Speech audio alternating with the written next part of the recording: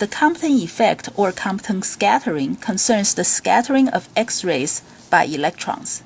In his 1923 experiment, Arthur Compton directed X-ray at a target such as a piece of graphite.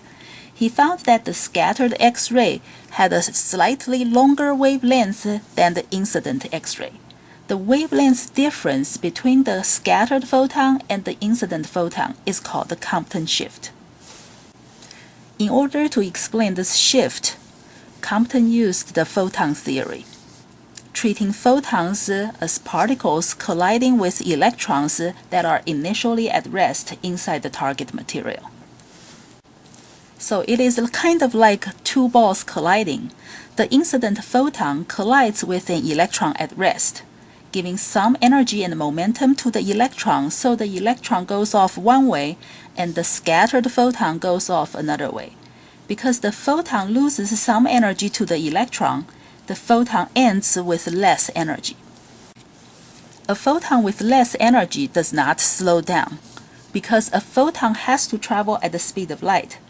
Because photon energy is E equals hf, when a photon loses energy, its frequency shifts lower, which means its wavelength shifts longer. That's why the scattered photon gets a longer wavelength lambda prime than the original wavelength lambda. Applying relativistic energy and momentum conservation, Compton derived this formula, relating lambda prime to the scattering angle phi. This successfully predicted his experimental results and provided one more evidence that supports the photon theory.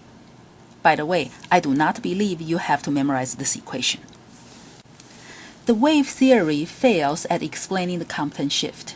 According to the classical EM wave theory, when an EM wave with a certain frequency is incident on a charge at rest, the EM wave would set the charge oscillating at the same frequency, thereby re-emitting EM waves of that same frequency. So according to the wave theory, the outgoing X-ray should have the same original frequency and wavelength. When that wave loses energy to the electron, its intensity decreases, but its wavelength does not change. So the wave theory fails at explaining the Compton effect.